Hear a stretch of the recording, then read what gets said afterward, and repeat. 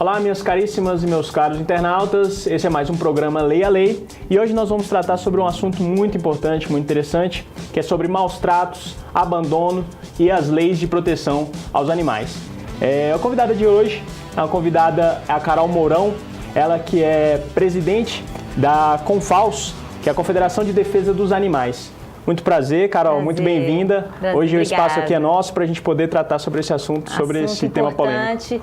Porque muitas pessoas pensam que a questão animal é uma questão somente humanitária, mas a gente trata precisamente de saúde pública quando a gente fala da questão mais importante e urgente da causa animal no Brasil, que é, sem dúvida, a superpopulação e a falta de políticas de castrações. Pela sua experiência, pelo que você tem acompanhado durante muito tempo, aqui no DF, você acha que o índice de maus tratos, de abandonos desses animais é muito grande ainda, é muito incidente, acontece muito ainda no Distrito Federal? Sim, o Distrito Federal tem, como em todas as cidades, um índice de abandono que não há registro, não há como saber o quanto se abandona de animais, né? Não somente o animal que nasce na rua já abandonado, mas dos animais que passam por lares e que também são abandonados.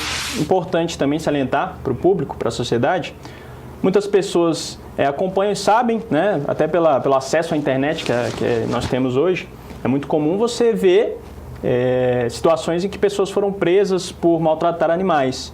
Mas muitas pessoas não sabem que o simples fato do abandono também é crime, né? Além dos maus tratos, o abandono também é crime.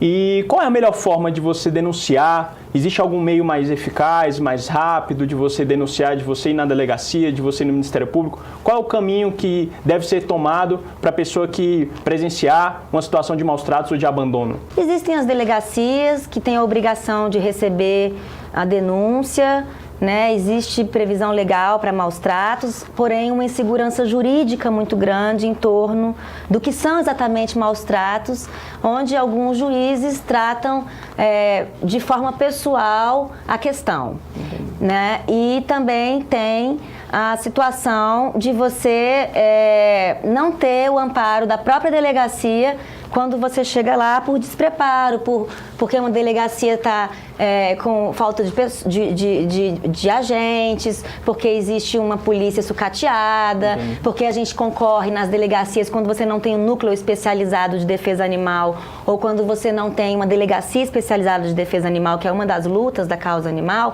você tem que concorrer com homicídio, estupro, a sua ocorrência perde a importância apesar da gravidade. A questão de maus tratos no Brasil é uma epidemia de crueldade. Quando você visita países em desenvolvimento ou desenvolvidos, você vê a diferença que é o olhar para esses animais. Então é uma epidemia de maus tratos, onde muitos maus tratos são considerados normais, correntes são maus tratos, privação de sol, lugar úmido o tempo todo. E com relação ao abandono, não. O abandono é muito claro, o abandono é abandono e, infelizmente, muitos protetores acabam sendo enquadrados por abandono por não conseguirem conter um problema de saúde pública quando passam a se envolver com resgates, mas o Estado não é enquadrado por maus tratos quando não procede a sua obrigação de castrar, como no DF. No DF, o governo é obrigado a castrar e chipar os animais há 2 anos e prevarica em não cumprir a própria lei. Você acha que um departamento específico de polícia ou uma delegacia especializada para os animais ajudaria essa situação? Claro, no DF a gente tem o apoio da Polícia Civil, especificamente o Dr. Eric, quero fazer o meu agradecimento pessoal, ele sempre me recebe, o Dr. Ivan da Delegacia de Meio Ambiente, sempre me atende quando pode, inclusive em situações de greve, não deixam de me atender excepcionalmente. Então, assim, apesar de toda a boa vontade da Polícia Civil, ela está desestruturada, por exemplo, no DF, e ela não pode nos dar hoje uma delegacia especializada, não porque não tem um prédio que possa ser ocupado ou um espaço para isso, mas porque não tem contingente. Entendi, não tem o efetivo. déficit de Brasília de efetivo é, me parece que de 7 policiais para 1. Então, a gente houve um arranjo camarada que a DEMA fez, que foi criar um núcleo especializado dentro da própria estrutura da Delegacia de Meio Ambiente, onde esses policiais têm mais sensibilidade e, especialmente, tratam melhor da receptividade à denúncia. Mas eu aconselho todas as pessoas que querem denunciar que façam da seguinte maneira. Primeiro, não negociem o animal com o vizinho ou com a pessoa que está maltratando, porque você vai precisar colher provas dos maus tratos. E a partir do momento que você manifesta a sua insatisfação no que você está presenciando, você passa a ser a principal pessoa que produziu aquele vídeo ou aquela prova que a gente vai inevitavelmente publicar e forçar toda uma situação. Então você não negocia, você produz provas fotográficas ou em vídeo, em áudio, já leva meio que pronto para a polícia toda uma situação e, mais importante, arrume um lar para esse animal quando você já for pedir ajuda da polícia. Por quê? Quando a polícia entra, ela tem que destinar o animal a algum lugar. Se não for a um fiel depositário, que é um denunciante ou alguém que está ali pronto a receber o animal, ou não tiver um lar temporário anunciado, ele vai para o centro de zoonoses. E no centro de zoonoses, todos sabem em Brasília, eu vou repetir, até hoje os animais são eutanasiados, apesar do governo negar, até hoje os animais são eutanasiados para controle populacional. Né? Eles até adotaram novos termos depois das nossas visitas, depois que a gente entrou com todos os nossos direitos no canil, e hoje não podem mais impedir sequer filmagem, porque eles invocam uma lei que não serve para aquela finalidade, e nós, como ONG, somos fiscais da situação, então eles têm a obrigação de nos deixar entrar. Então, todos vocês que são ONGs podem entrar, podem filmar, sim. Muito interessante você ter citado essa questão da castração, porque, salvo engano, em 2014 foi feito o castramóvel, mas eu não vi efetividade. Até hoje eu acompanhei e pelo que eu estudei a respeito do assunto, eu não vi efetividade nenhuma do castramóvel. Você poderia dizer um pouco mais para a sociedade como é que funciona, se funciona ou não funciona o castramóvel do DF? Então, é óbvio que um castramóvel é bem-vindo, tá? Qualquer ação que favoreça um procedimento de castrações de animais é bem-vindo. Contudo, um castramóvel que funciona, depois funciona e para de novo, para castrar um número de animais que não gera nenhum impacto positivo na redução de nascimentos, em progressão geométrica que acontece em Brasília e no Brasil.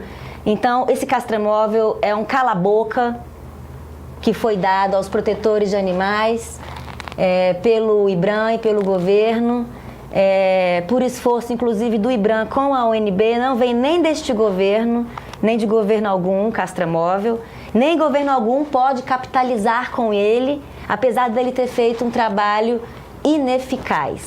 Paralelo a esse assunto do castramóvel, uma coisa também que me chamou muita atenção foi o Hospital Público Veterinário, que foi gasto aproximadamente 3,5 milhões para construir o hospital público. O Hospital Público Veterinário ficou pronto, mas pelo que me parece não é utilizado. Ficou ao léu, né? Eu queria saber como que funciona, se não vai funcionar, se tem previsão de funcionamento. Primeira coisa, não é mito. O Hospital Público Veterinário estava sendo construído em diferentes alas, um projeto realmente muito bom. E a ala da castração ficou pronta, a primeira. E ali a obra parou. Ocorre que o dinheiro para o término dessa construção e para o incremento dela com insumos não veio, acabou. A UNB não repassou esse dinheiro, porque também não repassou para o IBRAM e não foi possível continuar a obra. E eles, então, resolveram cruzar os braços. A gente está tendo que pedir na justiça, o que é um direito por lei há 2 anos, e uma obrigação deste governo que se recusa em colaborar. Interessante que propostas de soluções existem várias. Várias. Né? Agora falta boa vontade política. É o vício de dizer não e de considerar a gente que está aqui do lado de fora pedindo e exigindo como cidadão inimigos. É como se fosse um problema pessoal com a gente, sendo que nós não temos nenhum problema pessoal com o poder público, que a gente quer que cumpra-se a Lei 5321 de 2014. A proposta que a gente está fazendo para o governo para resolver o problema dos protetores e das ONGs, ela tem baixo impacto orçamentário, irrelevante para o problema financeiro, para o problema fiscal que o DF apresenta. Realmente, o ganho é imenso para um impacto orçamentário mínimo de manutenção daquela ala de castração do Hospital Público Veterinário, fazer de uma vez por todas uma operação de castração em massa contínua que atenda a população a todo tempo e que resolva o problema sanitário do Distrito Federal em relação à superpopulação de cães e gatos. Uma coisa que me chamou a atenção, né, no mesmo assunto, um pouco mais genérico, foi a legislação do Paraná, né, uma lei estadual do Paraná, que ela determina que nos pet shops os banhos e tosas sejam feitos em locais visíveis e eles têm um prazo de 2 anos para se adequar à legislação. De que forma? Que eles instalem câmeras, né, nesses locais de banho e tosa e que seja disponibilizado para o cliente na internet. Eu acho que com essa legislação, que, salvo engano, tem apenas 5 artigos, uma coisa simples. Simples, não pra tem você que ver como ser é imenso. Exatamente, uma boa vontade política tem que ser simples. objetivo. Exatamente. Ele consegue resolver grande parte do problema, porque o que me parece, pelo menos o pouco que eu acompanho dessa questão, dessa causa animal, eu vejo que grande parte dos maus tratos vem da própria área, né, dos próprios veterinários, do pessoal que cuida dos animais. Infelizmente, eu vejo muitos vídeos de veterinários maltratando animais, veterinários que foram presos ou que fugiram, veterinários ajudantes de veterinários que maltratam os animais. E eu acho que isso é uma forma de coibir. Eu acho interessante a gente ressaltar que é crime, maus tratos contra os animais é crime, abandono é crime, é estipulado no Código Penal, vem estipulado na Lei de Crimes Ambientais, a Lei 9.605, exatamente, artigo 32, mais precisamente. E tem a legislação distrital, ela não especifica como crime, mas ela especifica algumas... O Código Sanitário do DF, que é a Lei 5321 de 2014, é praticamente um código de defesa animal. Entendi. Então, ele obriga a castração, ele obriga a chipagem, ele obriga uma série de obrigações ao dono, né? Ele salienta todas essas questões importantes que cercam a sociedade do que ela precisa saber para não cometer o crime de maus tratos e de abandono. Entendi. O DF tem sua própria lei.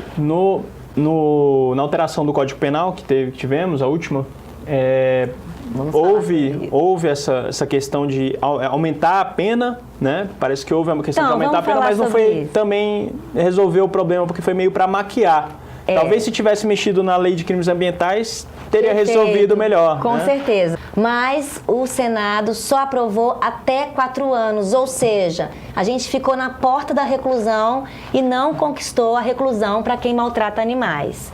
Então, o que aconteceu foi uma mudança de um mês, de um ano, de 3 meses a 1 ano, para 1 ano a 4 anos, onde o cara assina um termo circunstanciado e vai embora do mesmo jeito.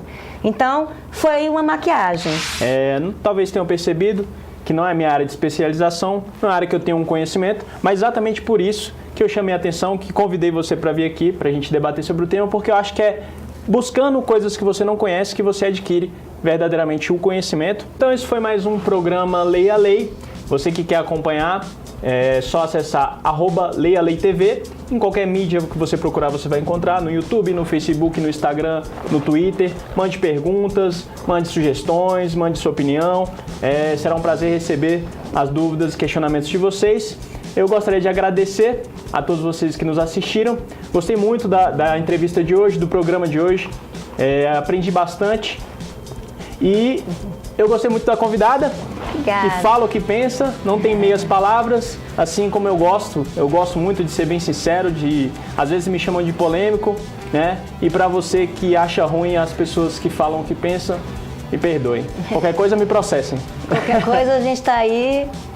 É verdade. Com CEP e endereço. Perfeito. Muito obrigado. Obrigada. Até o próximo programa.